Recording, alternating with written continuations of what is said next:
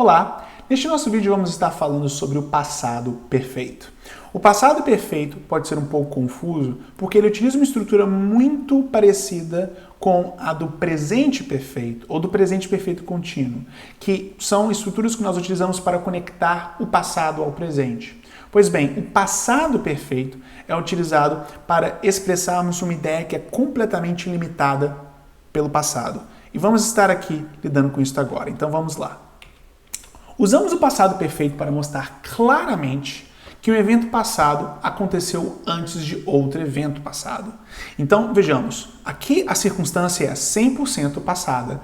A diferença é que estamos utilizando aqui a estrutura para indicar que algo aconteceu antes de outra coisa ter ocorrido. Então, isso acontece no português, por exemplo. Você pode falar, ela ligou para mim antes de eu sair de casa. Uma sentença como essa está indicando dois eventos passados, sendo que um está sendo expressado como tendo ocorrido antes de outro. É esta dinâmica que também temos em inglês e para ela nós usamos o passado perfeito. Então, vamos ver aqui. When I arrived at the party, Tom wasn't there. He had gone home. Ou seja, quando eu cheguei na festa, Tom não estava lá. Ele foi para casa. Então, antes de eu ter chegado na festa, o Tom foi para casa. E utilizamos então o passado perfeito, que aqui na sentença temos este exemplo, he had gone home, que de fato nos permite expressar essa ideia. Então, vejamos aqui, Tom went home at 10, I arrived at 11. Então, uma exemplificação, uma explicação, uma explanação mais explícita seria, o Tom foi para casa às 10 horas e eu cheguei às 11. Tudo bem? Perfeito. Tendo isso em vista, o passado perfeito é formado com o verbo auxiliar had e o particípio passado. Ou seja, enquanto o presente perfeito ele tem o have ou o has e o verbo no particípio passado, o passado perfeito utiliza o passado do verb to have, que é sempre had. No presente você tem have e has, mas no passado é sempre had, pois o had é passado de have e had também é passado de has. Tudo bem? As perguntas são formadas invertendo o sujeito e o had, e as formas negativas são formadas com not. Tendo isso em vista, vamos ver aqui. Forma interrogativa. Had Kate gone to bed when you arrived home? Ou seja, a Kate foi para a cama, ou a Kate havia ido para a cama quando você chegou em casa? Aqui então temos o had, que é o verbo auxiliar, que é a principal característica do passado perfeito, indo para o começo da sentença, invertendo a sua sequência com o sujeito, que nessa sentença exemplificadora aqui é o Kate, é a Kate. Então, had Kate gone home to bed when you arrived home, ou had Kate gone to bed when you arrived home, ou seja, uma inversão. Depois temos a forma afirmativa. Yes, she had. She had gone to bed when I arrived home. Ou seja, sim, ela foi. Ela tinha ido para a cama quando eu cheguei em casa. Ou, uma forma mais simplificada, seria yes, she had. She had, ou na sua forma abreviada, contraída, she'd gone, she'd. Então, she'd gone. Tudo bem? She'd gone to bed. Esta é a forma apropriada de expressarmos a contração que temos entre she e had. Tudo bem? Então, yes, she had, ou yes, she'd gone to bed. She had gone to bed when I arrived home. Or, yes, she had. She'd gone to bed. Perfeito. Agora, forma negativa. No, she hadn't. She hadn't gone to bed when I arrived home. Então, você tem aqui o had indo para a sua forma negativa, se tornando hadn't.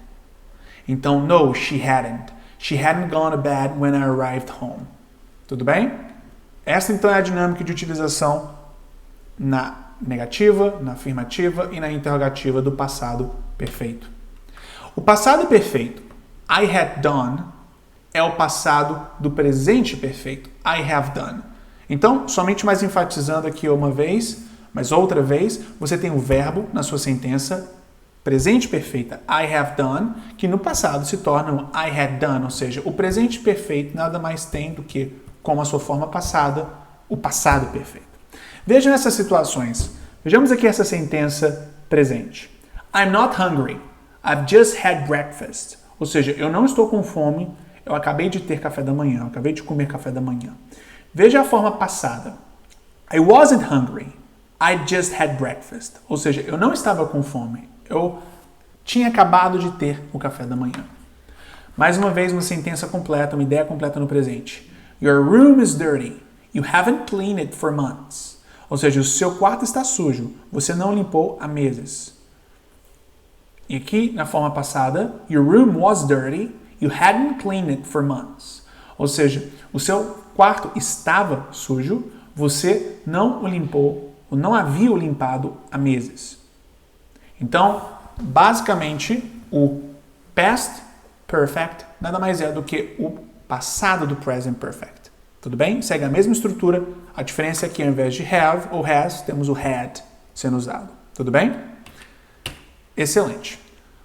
Agora, o passado perfeito é frequentemente usado com verbos relacionados a pensamentos como think, know, be sure, realize, remember, suspect, understand, etc. Ou seja, verbos que são relacionados a raciocínio humano, cognitivo, são frequentemente utilizados no passado perfeito. Simplesmente temos bastante estes verbos sendo utilizados como passado perfeito, porque frequentemente o passado perfeito é utilizado para expressarmos casos, situações, eventos passados, histórias passadas. Então, frequentemente estamos aqui falando de fato, sentimentos e raciocínios lógicos para as ações que estamos nos referindo no passado, sendo expressadas de forma clara ao contarmos esses acontecimentos agora. Então, vamos ver aqui os exemplos. Sue was sure she hadn't locked the door. Ou seja, Sue estava certa que ela não tinha trancado a porta.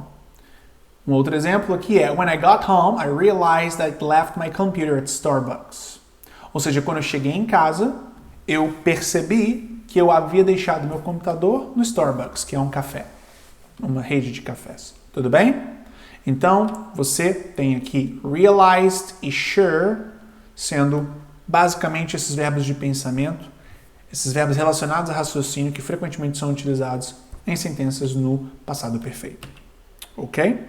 Agora, observe que não é necessário usar o passado perfeito se usamos o before ou after para deixar o tempo da frase claro, embora muitos o façam para mostrar uma forte conexão entre os dois verbos, ou entre os dois eventos. Então vamos ver aqui essa sentença. Pam left her house before her parents arrived. Então, Pam deixou a sua casa antes dos pais dela terem chegado. E aí temos o outro exemplo. Pam had left her house before her parents arrived. Em ambos os casos, você tem as pessoas utilizando o left ou o had left.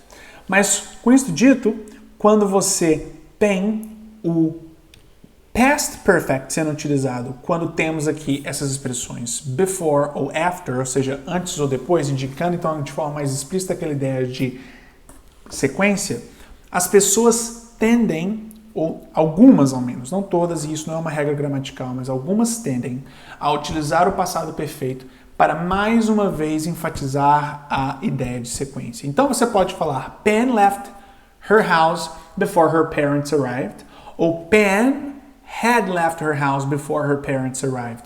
Ambos estão corretos, somente sabe que a segunda enfatiza mais a ideia de que a primeira ação que ela deixou a casa está conectada em termos de importância com a segunda ação, que é os pais delas terem chegado. Os pais dela terem chegado. Tudo bem? Perfeito. Com isso dito, temos aqui a revisão do past perfect, do passado perfeito. Muito obrigado.